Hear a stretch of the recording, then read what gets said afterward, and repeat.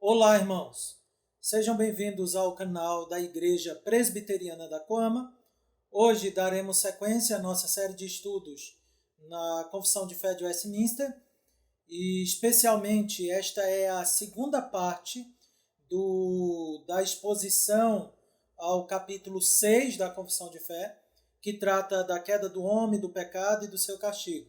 Então, essa é a parte 2. Hoje nós concluiremos abordando as 3 últimas sessões ou parágrafos do capítulo 6, que é o capítulo da queda do homem, do pecado e do seu castigo. Eu convido vocês a abrirem as suas Bíblias em Eclesiastes capítulo 7, versículo 20. Eclesiastes 7, versículo 20. Diz assim a palavra do Senhor: Não há homem justo sobre a terra que faça o bem e que não peque. Oremos, queridos. Gracioso e bondoso Deus, tenha misericórdia de nós, aplique a Tua palavra ao nosso coração, nos ensina acerca da hediondez do pecado, nos ensina a odiar o pecado, nos ensina, ó Deus Santo, o quão abominável é o pecado. Isso é o que nós pedimos em nome de Cristo Jesus. Amém. Na aula anterior, queridos, nós vimos o que significa o pecado original. Vimos que ele é chamado assim, pois refere-se à origem do pecado em Adão. Por isso, original é uma referência à sua origem em Adão. E vimos que esse pecado de Adão foi imputado a toda a humanidade que estava ali representada nele. Na aula de hoje, as 3 últimas sessões do capítulo 6 da Confissão de Fé, estas sessões nos ensinarão acerca da relação dos atos pecaminosos com o pecado original. Veremos como a natureza pecaminosa se relaciona também com a regeneração, a justificação, a santificação. Por fim, veremos a miséria decorrente da queda e do pecado, e como os efeitos e consequências do pecado original e das transgressões atuais são os mesmos. Concluiremos, então, esse estudo com algumas aplicações. Dito isso, adentremos ao estudo. O pecado é o maior mal porque se opõe ao maior bem, que é Deus.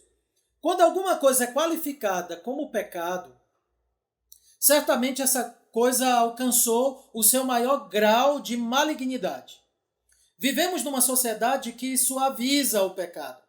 Parece ser mais grave quando um comportamento ele é qualificado como doença mental ou como uma simples ameaça à ordem pública, ou mesmo quando ele é qualificado como um crime contra uma lei específica, do que quando ele é denominado ou qualificado como pecado. Diante de Deus, queridos, nada é tão hediondo quanto um pecado. Um exemplo disso é que a cruz do Calvário e o inferno são testemunhas de quão infame, vil e asqueroso é o pecado.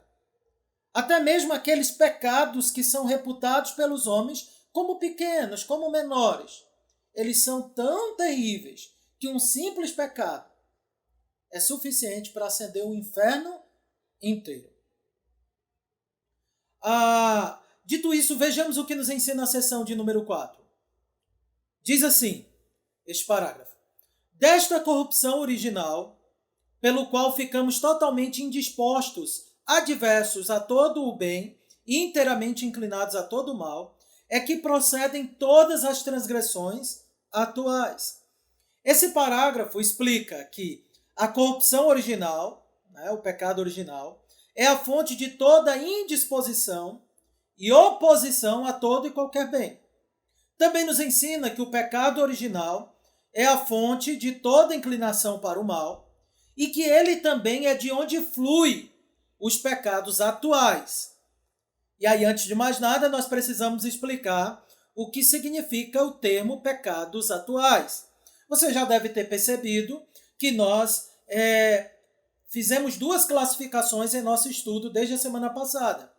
Existe o pecado original e as transgressões aos pecados atuais. Essas transgressões atuais, referem-se aos atos ou ações pecaminosas. O termo atuais não é sinônimo de algo recente, como geralmente se espera, né? O pecado atual, é o pecado de agora, o pecado que eu fiz agora. Não é isso. Mas é relativo, esse termo atuais, é relativo diretamente ao termo ação ou ato, ok? E refere-se ao pecado não apenas como essência, como uma natureza, mas os atos desta natureza. Então, atual refere-se a isso. As transgressões atuais, então, refere-se aos atos ou ações decorrentes da natureza pecaminosa. Enquanto o pecado original refere-se à corrupção ou natureza pecaminosa, as transgressões atuais referem-se aos atos ou ações decorrentes dela. Turrentini esclarece isso quando afirma: pecado atual é a aberração da lei de Deus em atos internos e externos, procedente do pecado original, como efeito de sua causa, um rio da fonte e o ato consequente do primeiro. Se você ainda tem dúvida, o seguinte gráfico nos ajudará a entendermos isso, tá bom? Então veja o gráfico aqui do lado, tá? Eu criei esse gráfico aqui para talvez ficar mais claro a explicação, mais clara a explicação. Então veja, você tem aí no topo o pecado original. Já vimos na aula anterior que o pecado original é composto por culpa e corrupção. Então toda a humanidade, quando herda esse pecado original, herda culpa e corrupção. Então toda a humanidade é culpada, mas ao mesmo tempo toda a humanidade é pecadora. Por quê? Porque ela é corrompida por causa do pecado. E vimos que essa culpa e corrupção, né, que são as duas partes do pecado original, ela foi imputada a todos os homens. Então essa culpa e corrupção, ou pecado original, também é chamado na escritura de natureza terrena. Então quando nós falamos de natureza terrena, nós estamos nos referindo ao pecado original. E quando nos referimos ao pecado original, natureza terrena, nós estamos dizendo que o homem, diante da lei de Deus, é culpado e diante de Deus ele é corrupto ou totalmente depravado, ok? E desta natureza terrena é que vêm os pecados atuais. Então aqui, eu sou pecador porque peco, perceba que essa seta final ela tem duas pontas, para nos ensinar que eu sou pecador, eu peco porque sou pecador, e eu sou pecador porque peco. Em outras palavras, eu peco porque a minha natureza é pecaminosa. Eu herdei o pecado original. E porque minha natureza é pecaminosa, eu peco. E porque eu peco, eu também sou pecador. É como se fosse uma via de mão dupla. E aí do lado desse gráfico você vê aí uma seta fininha saindo do pecado original para o pecados atuais. A ideia é simplesmente mostrar que os pecados atuais são decorrentes do pecado original. Tá bom? E creio que então deve ter ficado um pouco mais claro para você. Então, perceba que à luz das Sagradas Escrituras, é muito claro que o homem peca porque ele tem uma natureza pecaminosa. Mas também é claro que o homem tem prazer em satisfazer esta natureza pecaminosa, tá bom? Mas a Escritura é unânime em mostrar que todos os pecados atuais, ou seja, todas as ações e comportamentos e pensamentos pecaminosos do homem, brota de uma natureza pecaminosa. E assim deixando ainda mais claro que o pecado original ele é a fonte dos pecados atuais. E como é que vemos isso na Escritura? Primeiro, a Escritura afirma que o homem ele é pecador. Isto é da sua essência caída pecar. Não é da natureza humana pecar, ok? Porque o homem foi criado bom. Mas é de sua natureza caída pecar. E aí, se você tem dúvida, leia o capítulo 1 de Romanos, capítulo 2, capítulo 3, cujo objetivo é mostrar como o homem é pecador. Depois leia o capítulo 6, capítulo 7, ok? Especificamente, dê uma lida em Romanos 3, de 10 em diante, que vai deixar claro como o homem é completamente pecador, da planta do pé até a cabeça. Então essa é uma primeira verdade. A Escritura apresenta o homem como pecador. É sua natureza caída pecar. A Escritura ainda apresenta que todas as ações dos homens brotam de um coração pecaminoso, brota de uma fonte que emana todos os pecados. De onde emana todos os pecados? De onde fluem todas as iniquidades. Jeremias 17:9 já nos ensinou isso. Enganoso é o coração mais do que todas as coisas, desesperadamente corrupto. Marcos 7, versículo 20 e 21, nos lembra que do coração é que procedem todas as más ações, todos os pecados, todas as corrupções. Então veja, parte de uma fonte, que é o coração. Também a Escritura mostra que o homem é pecador desde o seu nascimento. Basta lembrar lá do Salmo 51, versículo 5, né? Eu nasci na iniquidade e em pecado me concebeu minha mãe. Ademais, a Escritura deixa claro que o homem ele é pecador, que faz parte de sua natureza caída a pecar, quando ela afirma que é necessária uma obra sobrenatural, que é a regeneração, para reverter esse quadro. Você deve se lembrar de Efésios 2:1. Ele vos deu vida estando vós mortos nos vossos delitos e pecados. Sem o ato de Deus da vida, o homem continuaria o quê? Morto no seu delito e pecado. E por que isso? 1 Coríntios 2, versículo 14 a 15, afirma: ora, o homem natural não aceita as coisas do Espírito de Deus, porque lhes são loucura, e não pode entendê-las porque elas se discernem espiritualmente. Porém, o homem espiritual julga todas as coisas, mas ele mesmo não é julgado por ninguém. Então, o homem natural não pode entender as coisas espirituais, a menos que ele nasça do Espírito. Tá bom?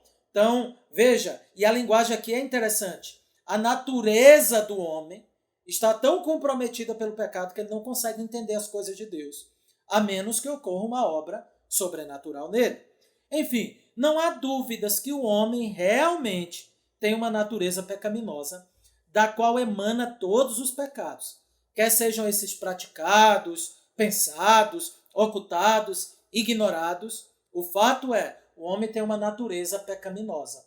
Ele peca porque é pecador. Ele herdou isso. Ele herdou o pecado original. Ok? Agora analisemos o que ensina a seção 5. Diz assim a seção 5. Esta corrupção da natureza persiste durante esta vida, naqueles que são regenerados. E embora ela seja perdoada e mortificada por Cristo, todavia tanto ela como seus impulsos é real e propriamente pecado. Perceba que esse parágrafo particular nos oferece as seguintes lições. Primeiro, a regeneração não anula a realidade e a presença do pecado. Você deve ter percebido isso quando o texto diz que essa corrupção da natureza persiste nessa vida, mesmo naqueles que são regenerados. Então, embora a regeneração seja a implantação de um princípio de nova vida no homem, ou também, como a Escritura afirma, o tirar um coração de pedra e colocar um de carne, o fato é que ela não extirpa o velho homem. Ela não tira a velha natureza. O homem continua pecador. Ele continua pecando.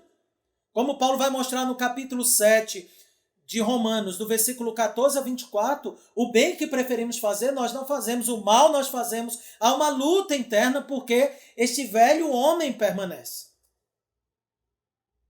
Mas há uma segunda lição que essa seção nos ensina, que a corrupção presente ela não anula a justificação. Veja que o texto deixa claro que, apesar desta natureza, o homem pode sim, de fato, ser perdoado. A justificação trata imediatamente da questão da culpa. Só que a justificação não tira a corrupção existente no homem. A justificação resolve o problema do homem diante do tribunal de Deus, mas não liberta definitivamente o homem de sua natureza pecaminosa. Embora a justificação garanta e dê a certeza de que o homem também será livre da presença do pecado, Contudo, a presença do pecado ainda é uma realidade que o homem tem que lidar, ok? Mas essa corrupção, ela não anula o fato de que nós já estamos perdoados em Cristo Jesus. A presença do pecado, então, não é uma ameaça ao status que o redimido adquiriu em Cristo Jesus. Nada pode retirar o que Cristo já conquistou. Nesse sentido, os dons e a vocação de Deus são irrevogáveis. E foi assim que o apóstolo Paulo entendeu a questão quando nos disse lá em Romanos 8, do versículo 31 a 39, o seguinte: que diremos, pois, à vista destas coisas? Se Deus é por nós, quem será contra nós? Aquele que não poupou o seu próprio filho, antes por todos nós o entregou, porventura não nos dará graciosamente com ele todas as coisas? Quem tentará acusação contra os eleitos de Deus? É Deus quem os justifica. Quem os condenará? É Cristo Jesus quem morreu, ou antes quem ressuscitou, o qual está à direita de Deus e também intercede por nós. Quem nos separará do amor de Cristo? Aí o texto segue. E a conclusão é que nada pode nos separar do amor de Deus que está em Cristo Jesus, nosso Senhor. Tá bom? Então, embora perdoados, essa natureza continua, mas ela não anula o perdão que nós já obtivemos em Cristo Jesus. E outro fato que esse parágrafo nos ensina é que esta corrupção original, ela também não anula a santificação. Ok? E o texto declara que esta natureza está sendo mortificada. O nosso velho homem, queridos, nos acompanhará até o dia de nossa morte, onde ali sim, definitivamente, nós daremos o tão esperado a Deus. Mas até lá, lutaremos contra essa natureza caída. Todavia é certo que é plenamente possível mortificar o velho homem. As Escrituras deixam claro ainda que, inclusive, essa deve ser a nossa postura, de mortificação do velho homem. Romanos 8,13 afirma o seguinte: porque se viverdes segundo a carne, caminhais para a morte. Mas se pelo Espírito mortificardes os feitos do corpo, certamente vivereis. Também Efésios 4, versículo 20 a 24, nos lembra da necessidade de nos despojar do velho homem que se corrompe segundo as concupiscências do engano e nos renovarmos no espírito do nosso entendimento, nos revestindo do novo homem criado segundo Deus, em justiça e retidão procedentes da verdade. E por que isso? Porque a Escritura ainda afirma, Gálatas 5, versículo 16 a 18, andai no espírito, jamais satisfareis a concupiscência da carne, porque a carne milita contra o espírito e o espírito contra a carne, porque são opostos entre si, para que não façais o que porventura seja do vosso querer. Todos esses textos deixam claros que, embora essa natureza fazendo parte ainda de nós, ela pode e deve ser mortificada. O resumo disso tudo, queridos, é que a vida cristã, o processo de santificação, é um processo de luta contra a velha natureza. Por isso o termo mortificação é tão importante. É tirar a força do velho homem. Ok? Ademais, esta seção nos ensina que a natureza pecaminosa e os impulsos dela são realmente pecado, mesmo que não gerem um ato visível. Porque alguém poderia dizer, tá, eu tenho uma natureza pecaminosa, mas eu não sou pecador por causa disso. Herdei isso de Adão. Mas isso não faz de mim necessariamente um transgressor. Sim, o faz. Lembre-se que essa natureza pecaminosa é composta de culpa e corrupção. Ela é pecaminosa de fato. Ademais, os impulsos dela também são pecaminosos. Um exemplo disso é que um dos pecados é chamado, uma das quebras dos 10 mandamentos do Decálogo é chamada de cobiça. Cobiçar coisas lícitas e ilícitas sem autorização divina é pecado. E é interessante isso porque isso é interessante porque você pode abrir Tiago, capítulo 1, versículo 14 a 15, e ali nós lemos: ao contrário, cada um é tentado pela sua própria cobiça, quando esta o atrai e seduz. Então a cobiça, depois de haver concebido, dá à luz o pecado, e o pecado, uma vez consumado, gera a morte. A cobiça dá à luz ao pecado. Cristo nos dá um exemplo bem claro disso. Lá em Mateus 5, 27 a 28, diz assim: ouviste que foi dito, não adulterarás. Eu, porém, vos digo, qualquer que olhar para uma mulher com intenção impura no coração, já adulterou com ela. Então essa intenção impura, ela não foi materializada, mas o texto deixa claro que quando esta intenção impura, ela é abrigada no coração, ali, de fato, há um pecado. Mesmo que ele ainda não tenha sido consumado, mas já é pecado. Os impulsos dessa natureza pecaminosa, eles são, de fato, pecados. Ok? Isso é importante, queridos, para que nós venhamos entender a gravidade do pecado. Que pecado não é apenas algo que eu externalizo, mas pode ser algo, inclusive, que eu internalizo. Ok? Então, por fim, vamos avaliar o que diz a última seção, a sexta seção. Assim afirma: todo pecado, tanto o original como o atual, sendo transgressão da justa lei de Deus e a ela contrária, torna pela sua própria natureza culpado o pecador, e por essa culpa está ele sujeito à ira de Deus e à maldição da lei, e portanto exposto à morte com todas as misérias espirituais, temporais e eternas. A natureza e os efeitos do pecado original e atual são os mesmos. Então veja, queridos, essa seção nos ensina que a natureza e os efeitos do pecado original e atual são os mesmos. E vemos aqui em que sentido eles são iguais. Né? Eles são iguais porque tanto o pecado original quanto o atual consiste em uma transgressão da justa lei de Deus, é desobediência contra Deus, torna o pecador culpado e traz sobre esse pecador misérias.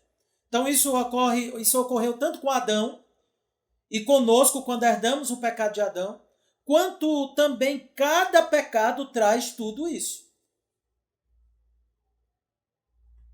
Mas antes de mais nada, é necessário pontuar que há uma classificação de pecados feita pela igreja romanista, né, pela igreja papista, de que existem pecados veniais e pecados mortais.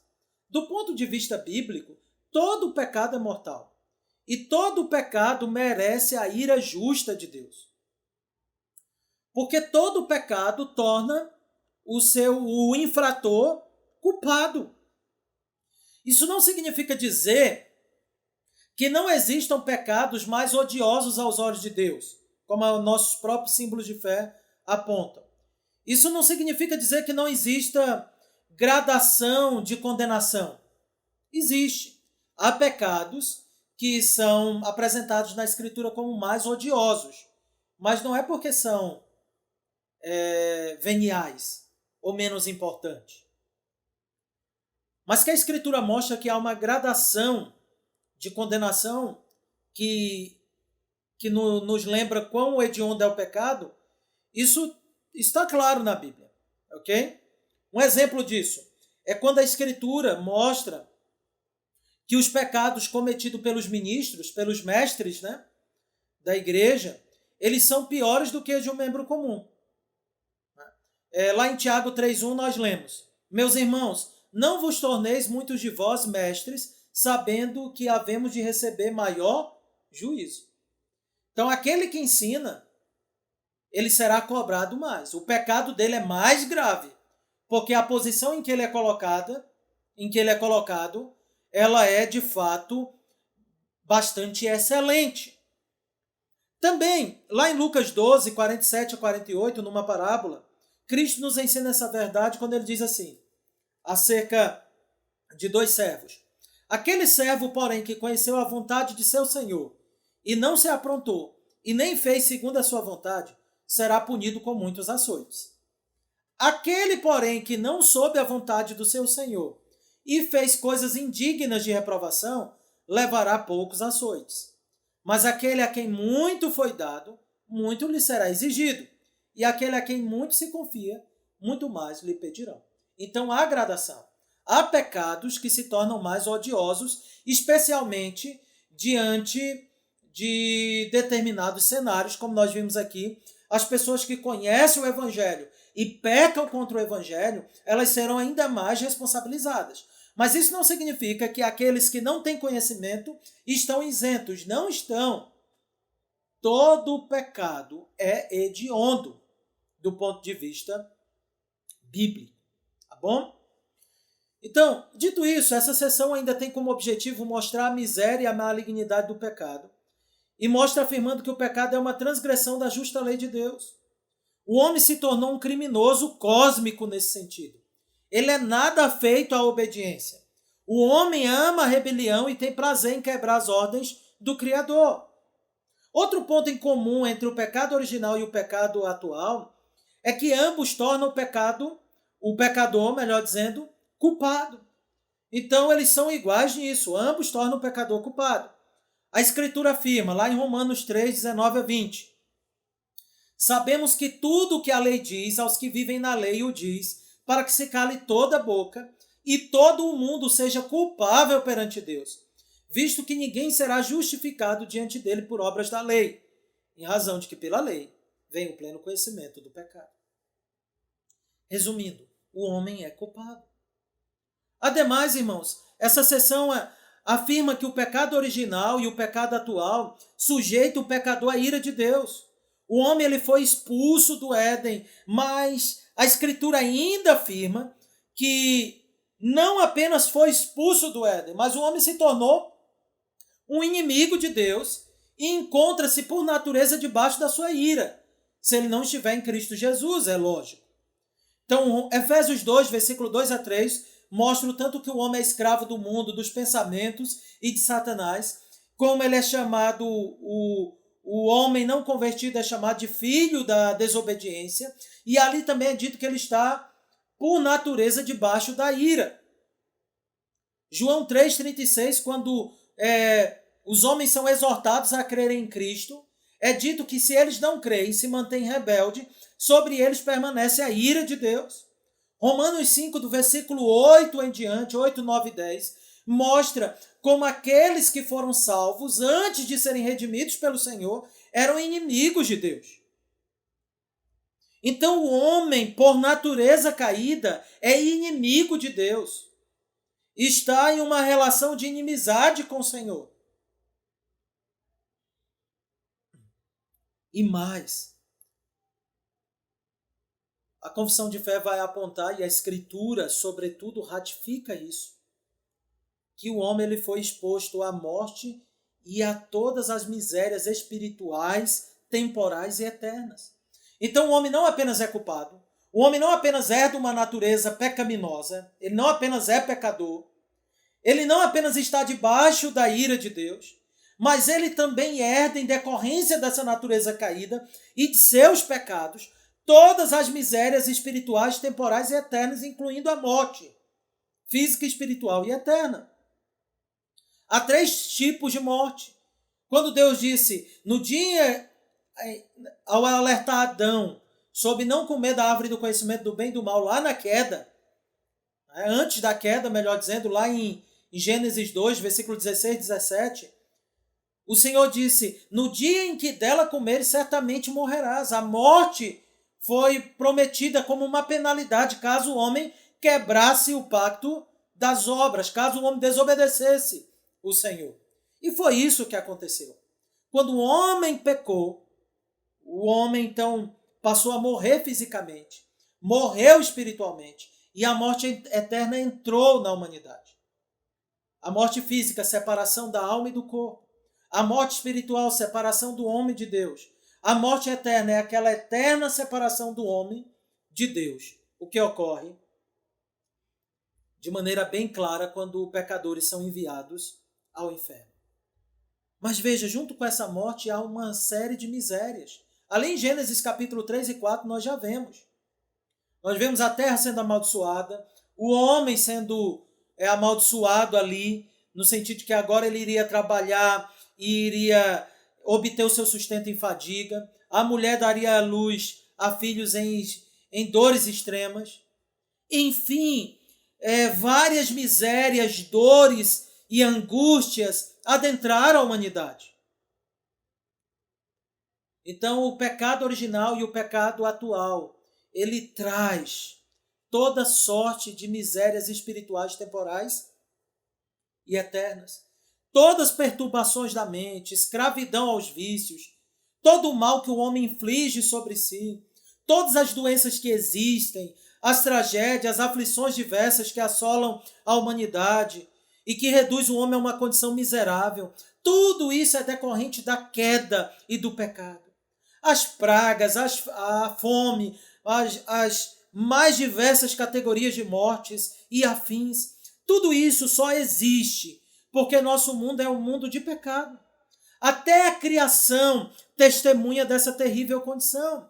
A Escritura afirma: pois a criação está sujeita à vaidade, Romanos 8, versículo 20 ao 22. A criação está sujeita à vaidade, não voluntariamente, mas por causa daquele que a sujeitou, na esperança de que a própria criação será redimida do cativeiro da corrupção para a liberdade da glória dos filhos de Deus. Porque sabemos que toda a criação, a um só tempo, geme e suporta angústias até agora. Mas não para aí. Essas misérias acompanham o homem por toda a eternidade, isto é, acompanha aqueles que vivem uma vida sem Cristo por toda a eternidade. Aqueles que se encontram em Cristo. Nenhuma dessas misérias e perturbações perdurará. Então, logo adentrarmos os portões eternos, todas as misérias e consequências do pecado ficarão para trás. Mas aqueles que perecem sem Cristo, tudo isso o acompanha para todo sempre. Ora, queridos, eu concluo então com algumas aplicações. Primeira aplicação: não suavize o pecado, pois além de ser um terrível mal, o pecado traz terríveis misérias. Medite em quantas e tantas misérias há nesse mundo. São incontáveis, é bem verdade, você não conseguirá quantificar precisamente isso. Mas veja, todas essas misérias, por que elas estão aí? Ora, queridos, o pecado é a razão de todas elas. O pecado original e os pecados atuais. Então, ao perceber tudo que há de mal nesse mundo, lembre-se disso, o homem caiu. Ele não foi criado para isso. A queda trouxe isso. E o Evangelho traz redenção. Segunda aplicação. Embora o homem seja mau, entenda que ele ainda não é tão mau quanto ele poderia ser. A graça comum e a misericórdia de Deus inibe o homem de toda a malignidade de seu coração. Todos nós, eu e vocês, temos o potencial para sermos tão maus quanto um homem ou uma mulher pode ser. Pense em alguém mau e cruel. Talvez você tenha pensado em Hitler. Um exemplo. Acredite, você tem potencial para ser como ele e até pior. Afinal, o próprio Hitler não experimentou toda a capacidade que seu coração maligno tinha. Talvez você até se espante, mas acredite, aquele homem infame poderia ser ainda pior se não fosse a graça comum de Deus inibindo. Inclusive a derrota de Hitler é fruto da providência divina. Mas talvez você tenha pensado, você sendo mulher, numa mulher terrível.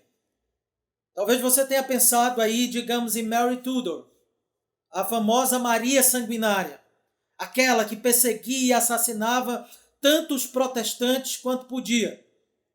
Acredite, nem você e nem ela provaram de toda a potência maligna que está no coração.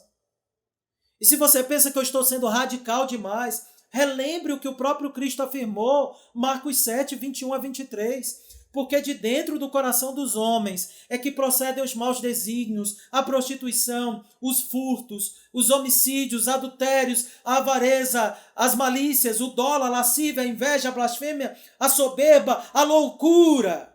Ora, todos estes males vêm de dentro e contaminam o homem.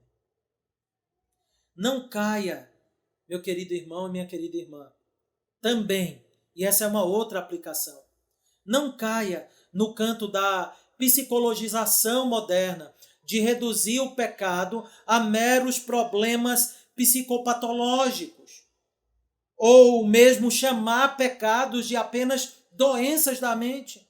Sim, o pecado pode adoecer tanto a mente quanto o corpo, mas reduzir um comportamento pecaminoso a um mero comportamento doentio é tirar sua gravidade.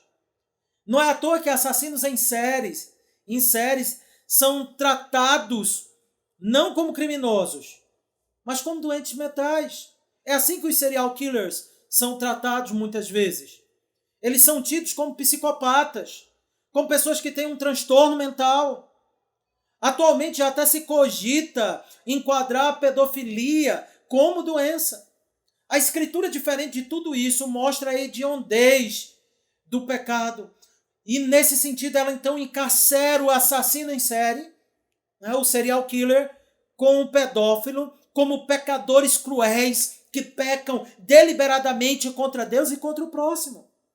Do ponto de vista bíblico, eles são tratados primariamente como culpados e não como doentes, embora possam ter lá certas doenças, mas diante de Deus eles são, sobretudo, culpados.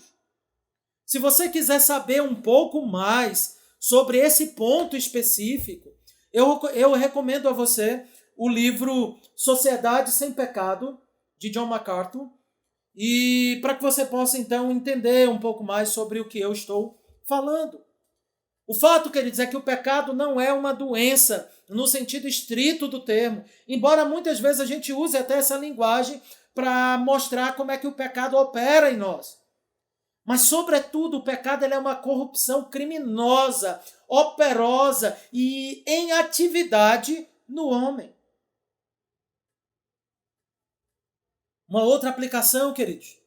Eu e você devemos então entender que não há nada pior do que algo ser definido como pecado. Chamar alguma coisa reputada por grave de pecado, chamar isso de pecado, ou chamar esta coisa de pecaminosa, não é diminuir a sua gravidade, é aumentá-la, se de fato aquilo for pecaminoso. Nós estamos tão acostumados com o pecado que ele se tornou suavizado. É comum chamar o nome de Deus em vão, falar palavras torpes, chocarrices, impudicícias. Nos acostumamos com a imoralidade nas músicas, na TV, no cinema. Apreciamos a violência. Pecamos com tanta naturalidade que nem sequer nos importamos mais, exceto se tal pecado trouxer alguma aflição. Tememos mais o sofrimento do que o pecado. É melhor pecar, alguns pensam, do que sofrer.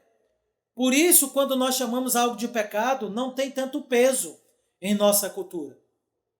Se for algo socialmente grave, isso acaba se tornando até escandaloso. Isto é, reduzir esse algo socialmente grave como pecado. Contudo, é necessário que saibamos que quando algo é chamado de pecado, nós estamos afirmando que todo o mal do mundo está naquilo. O pecado é o maior de todos os males. É pior do que todos os sofrimentos. Jeremiah Burroughs foi muito cirúrgico ao dizer: é uma decisão muito má para qualquer alma debaixo dos céus a opção pelo menor pecado e não pela maior das aflições. É melhor estar sob a maior aflição do que sob a culpa ou poder de qualquer pecado. Há mais mal, atente-se para isso que Jeremiah Burroughs fala, há mais mal no pecado do que em qualquer problema visível no mundo. Mais mal no pecado do que em todo o sofrimento e tormento do próprio inferno. Nada é pior do que pecado. Chamar algo de pecaminoso não é suavizá-lo. Pelo contrário, é elevar ele ao grau máximo de hediondez. Queridos, uma última aplicação. A queda e o pecado nos ensinam acerca da verdadeira necessidade do homem e do mundo. Precisamos de redenção. O homem jamais pode encontrar-se verdadeiramente satisfeito senão por meio de Cristo e de sua obra. O Evangelho é a maior e a principal notícia que nós podemos anunciar às pessoas. A maior necessidade que um homem morto nos seus delitos e pecados tem é de encontrar redenção, salvação em Cristo Jesus. Então anunciamos essa boa nova, que onde abundou o pecado, superabundou a graça. Deus abençoe a todos. E para finalizarmos definitivamente, vamos orar. Gracioso e bondoso Deus, tenha misericórdia de nós, aplica essa verdade no nosso coração e nos leve a contemplar o pecado como algo terrível e não como algo suavizado. Nos leve, ó Deus Santo, a odiar o pecado e amar a redenção que há no Teu Filho. É o que nós suplicamos em nome de Cristo Jesus. Amém. Pessoal, assim está encerrado, agora sim, né? E até a próxima. Deus abençoe a todos.